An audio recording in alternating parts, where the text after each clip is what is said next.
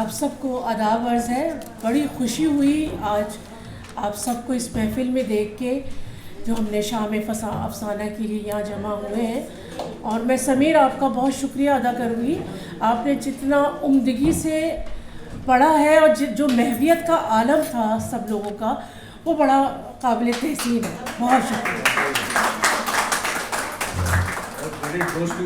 یس ظاہر ہے جاوید صاحب کے ہی ظاہر ہے یہ ساری کاوش ہے، لیکن آپ نے پڑھت جس طرح سے کی ہے اور جو اس افسانے کا درد ہے، جو ہمارے سماج کے چھوٹی چھوٹی چیزیں ہیں ان کو جتنی جزیات کو آپ نے جتنی خوبصورتی سے بیان کیا ہے کہ اس کا درد ہم سب اپنے دلوں میں محسوس کرتے ہیں. بہت شکریہ جی. پوری منظر کشی کی.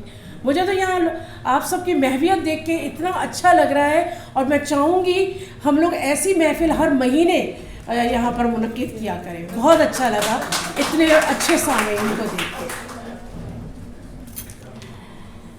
تو دوستو اب میں کچھ اپنی مہمان کو بلانے سے پہلے کچھ بات کرنا چاہوں گی کہ دوستو ہر شاعر یا ادیب جو ہے وہ اپنے عہد کا عکاس ہوتا ہے. وہ جس ماحول اور معاشرے میں سانس لیتا ہے اس کے اثرات اس کے دل و دماغ پر اثر انداز ہوتے ہیں اور وہی کچھ وہ اپنے فن میں پیش کر رہا ہوتا ہے. اگرچہ ہر انسان اپنے اپنے نظریے سے سوچتا ہے مگر حساس لوگوں کا مشاہدہ بہت گہرا ہوتا ہے.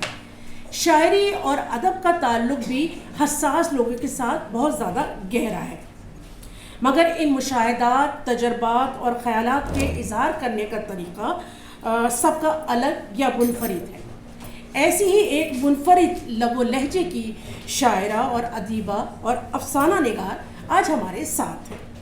میرے پیارے شہر کراچی سے ان کا تعلق ہے.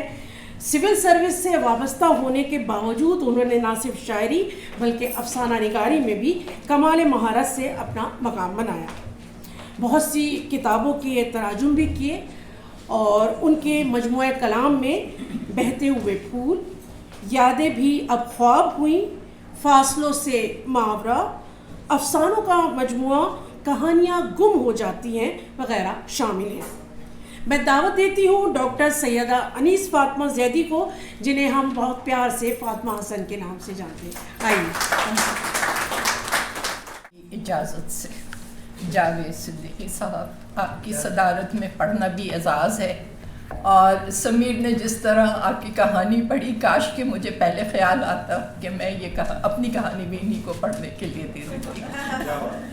تو بہرحال میرے افسانے کا عنوان ہے وزیر مر گیا وزیر زندہ ہے. خبر آئی ہے کہ وزیر مر گیا ہے، خبر لانے والا بھی وزیر ہے. میں عجب کشمکش میں ہوں، وزیر کو مرا ہوا تسلیم کر لوں، اس بساط کو الٹ دوں جس پر بڑی مہارت سے میں نے وزیر کو بچائے رکھا ہے.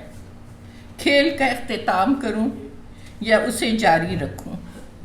زندگی کی بساط پر تقدیر ہمیں جن مہروں میں الجھا دیتی ہے ان میں سے ایک یہ وزیر بھی ہے.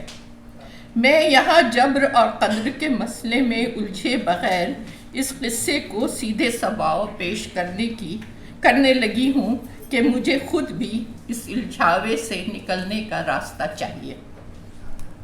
وزیر میرا نائب قاصد ہے، یا شاید نائب قاصد تھا. وقت اور حالات کبھی صحیح اور غلط کو اس طرح گڑبڑ کر دیتے ہیں کہ کچھ بھی وثوق سے نہیں کہا جا سکتا. یہ سچ ہے کہ وزیر ایک وجود تھا. یہاں پھر ایک سوال آ جاتا ہے کہ اگر وہ ایک وجود تھا تو سامنے موجود ہے وہ کون ہے؟ میں یادداشت کا سہارا لیتی ہوں.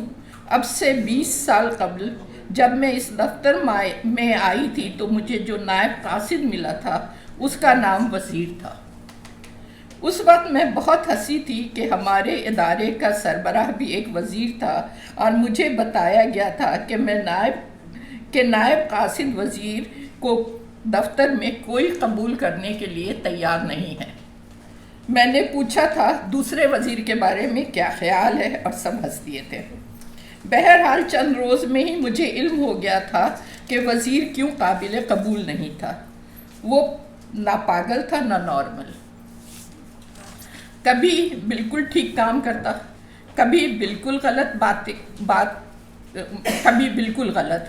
بات کرو تو کبھی سمجھ لیتا، کبھی غائب دماغ ہو جاتا، کبھی روز صاف ستھرے کپڑے پہن کر نہایا دھویا آفس آتا، کسی روز یوں لگتا جیسے بستر سے اٹھ کر آ گیا ہو۔ میں چشمہ اتارتی ہوں۔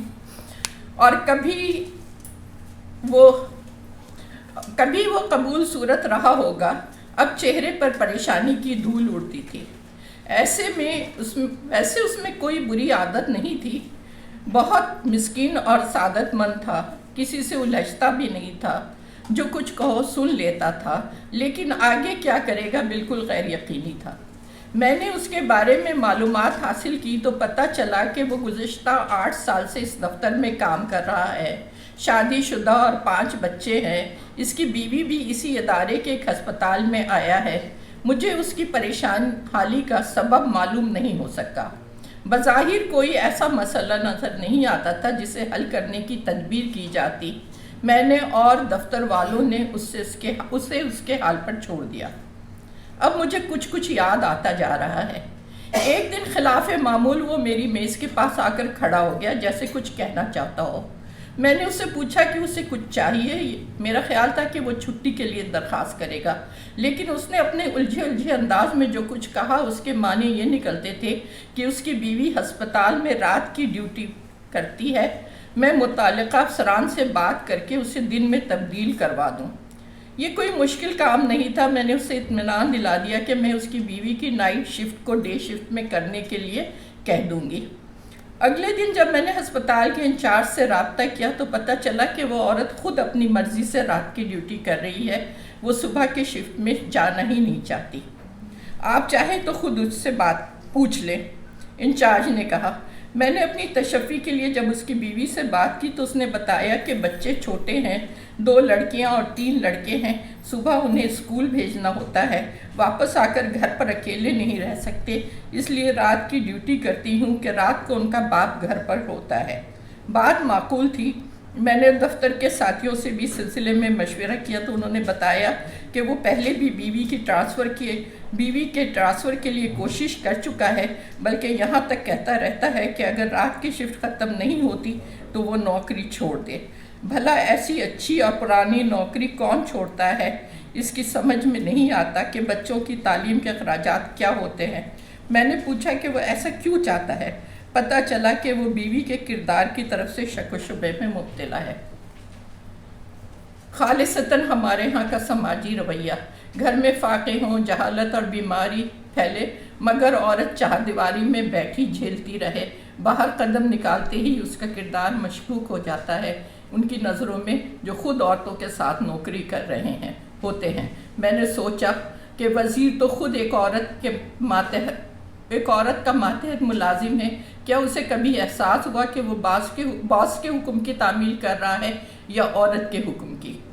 وزیر اس قسم کے سوال کا قطعی متحمل نہیں ہو سکتا تھا، سو میں نے اسے بہت نرمی اور ہمدردی سے سمجھایا کہ اس کی بیوی کا رات کے شفٹ میں کام کرنا اس کی مجبوری ہے، وہ اپنے گھریلو حالات کو دیکھے۔ بیوی صبح نوکری پر چلی جائے گی تو بچوں کی دیکھ بھال کون کرے گا؟ اگر یہ مسئلہ حل ہو جائے تو اس کی بیوی کا دن کے شفٹ میں تبادلہ کروا دوں گی۔ وہ حسب معمول سر جھکائے میری بات سنتا رہا۔ معلوم نہیں کہ کچھ سمجھا یا نہیں، لیکن میں نے یہ دیکھا کہ اس کی پریشان حالی بڑھتی جا رہی ہے۔ اب اس نے خود کلامی شروع کر دی تھی، کام میں بھی غلطیاں زیادہ کرنے لگا، جو کچھ کہو سر جھکا کر سنتا مگر کام بالکل نہ کر پاتا۔ فائل جس کو بھیجی جائے اس کے بجائے کسی اور کو دے آتا، کسی کو بلانے کے لیے کہا جائے تو دوسرے کو بلا لاتا۔ ایسا لگتا تھا جیسے اسے چہروں اور چیزوں کی پہچان نہیں رہی، اور جب اس کی سرزنش کی جاتی تو خاموشی سے سر جھکائے سنتا رہتا، پھر اسٹول پر بیٹھ کر اپنے آپ سے باتیں کرنے لگتا۔ خود سے باتیں کرنے کا یہ عمل آہستہ آہستہ بڑھنے لگا تو مجھے تشویش ہوئی۔ میں نے اس کی بیوی کو بلا کر اس کے علاج کروانے کا مشورہ دیا۔ کچھ دنوں کے لیے وہ چھٹیوں پر رہا، واپس آیا تو اس کی حالت میں کوئی فرق نہیں تھا۔ اس چھٹی نے اس میں غیر حاضری کی عادت بھی ڈال دی تھی۔ اب وہ اکثر دفتر سے غائب رہنے لگا تھا۔ آتا بھی تو اپنی مرضی سے اور جب چاہتا چلا جاتا۔ اسے کچھ سمجھانا پتھر سے سر پھوڑنا تھا۔ رفتہ رفتہ اس کی خود کلامی زیادہ اور آواز تیز ہوتی چلی گئی۔ اس کی بڑھتی ہوئی دیوانگی کو دیکھ کر میں نے اس کی بیوی کو پھر بلوایا اور کہا کہ بہتر ہے کہ اب وزیر معذوری کی بنیاد پر ریٹائر ہو جائے تاکہ ہم دوسرا نائب قاصد رکھ سکیں۔ وہ عورت پریشان ہو گئی اور کہنے لگی چھوٹے چھوٹے بچوں کا ساتھ ہے، اگر اس کی تنخواہ بند ہو گئی تو گزارا کیسے ہوگا؟ پھر ہاتھ جوڑ کر کھڑی ہو گئی۔ وزیر کی جگہ آپ میرے بیٹے کو ملازمت دے دیں، یہ احسان ہوگا۔ میں نے بیٹے کی عمر پوچھی تو پتہ چلا کہ وہ 17 سال کا ہے اور میٹرک پاس کر چکا ہے۔ جوان لڑکا ہے، یوں بھی بیکار پھر رہا ہے، باپ کی جگہ کام کر لے تو اس کی زندگی بن جائے گی۔ میرے دوسرے بچے بھی اسکول میں پڑھ لیں گے، 2 بیٹیاں ہیں، ان کی بھی شادیاں کرنی ہے۔ وہ زار و قطار رونے لگی۔ اس کے حالات سن کر وزیر کی ریٹائرمنٹ کا خیال مجھے جرم لگا۔ اس کا بیٹا 18 سال سے کم عمر تھا، پھر دفتر میں ملازمت پر بھی پابندی لگی ہوئی تھی۔ ہمارا یہ دفتر جو نیم سرکاری خود مختار ادارہ ہے، یہاں خود مختاری صرف ان لوگوں کے لیے ہے جو صاحب رسوخ ہیں۔ عام لوگوں کے لیے سب قاعدے قوانین سرکاری ہیں اور قواعد کی روح سے وزیر کے بیٹے کو نائب قاصد کی نوکری ملنی ناممکن تھی۔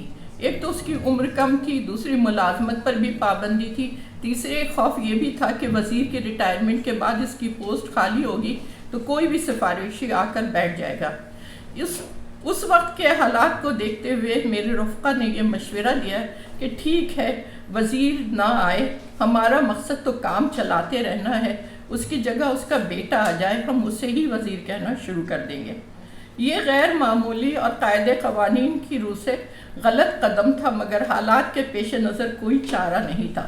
ہمارے شعبے کے تمام افسران اور ملازمین اس بات پر متفق تھے کہ وزیر کے خاندان کو تباہ ہونے سے بچانا ہے۔ اس کی صورت یہی تھی کہ اس کے بیٹے کو اس کی جگہ پر کام کرنے کی اجازت دے دی جائے۔ اس وقت تک وزیر ذہنی طور پر بالکل غیر متوازن بلکہ دیوانگی کے حد میں داخل ہو چکا تھا، اور اگر وہ دفتر آتا تو اس کی دیوانگی کا علم سب کو ہو جاتا۔ تمام رفقا اور خود اپنے جذبات سے مجبور ہو کر میں نے کہہ دیا کہ ٹھیک ہے، کل سے وزیر کا بیٹا کام پر آئے گا اور وہی تنخواہ لے جا کر ماں کے ہاتھ میں دے گا۔ وزیر کی بیوی ہم سب کو دعائیں دیتی ہوئی خوش رخصت ہو گئی۔ ہم نے فیصلہ کیا تھا کہ ہم اس لڑکے کو بھی وزیر پکاریں گے۔ لڑکے کو سختی سے ہدایت کر دی تھی کہ وہ وزیر کہنے ہی پر مخاطب ہو، تابعدار رہے اور کسی سے بھی بات نہ کرے۔ اب اس واقعے کو 10 برس ہو گئے ہیں۔ جھوٹ جب مسلسل بولا جائے تو سچ لگنے لگتا ہے۔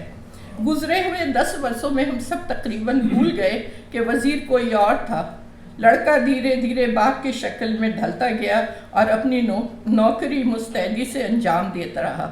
کسی کو اس سے شکایت نہیں تھی۔ تنخواہ بھی ماں کے ہاتھ پر رکھتا۔ پلٹ کر دیکھتی ہوں تو یوں لگتا ہے جیسے شطرنج کی بساط پر ایک پیادہ بڑھتے بڑھتے وزیر کے خانے تک پہنچ کر وزیر بن گیا ہو۔ سب کچھ ٹھیک ٹھاک چل رہا تھا۔ ساتھ کام کرنے والوں میں سے اکثر جو اصلی وزیر سے ملے تھے چلے گئے تھے، جو موجود تھے ان کے ذہن سے بھی نکل گیا تھا کہ کن حالات میں اصلی وزیر کی جگہ اس کے بیٹے نے لے لی تھی۔ خود میں بھی اس حقیقت کو تقریباً فراموش کر چکی تھی۔ آج وزیر یہ خبر لایا ہے کہ اس کا باپ وزیر مر گیا۔ میں نے جب سے یہ خبر سنی ہے کشمکش میں ہوں۔ وزیر کو مر جانے دوں، وزیر کو زندہ رکھوں، یہ کھیل کب تک جاری رہ سکے گا؟ کون سا مہرا پٹا ہے، کسے آگے بڑھانا ہے؟ وزیر مر گیا ہے میرا ذہن کہتا ہے، وزیر زندہ ہے میرے سامنے کھڑا ہے، آنکھیں اور دل ہم آہنگ ہو جاتے ہیں۔ میں چونکتی ہوں، سر اٹھاتی ہوں، اسے دیکھتی ہوں، وہ سر جھکائے، ہاتھ باندھے، بالکل اپنے باپ کی طرح سامنے کھڑا ہے، بلکہ اب تو باپ کا سراپا بھی معدوم ہو گیا ہے، دونوں کے چہرے گڑمٹ ہونے لگتے ہیں۔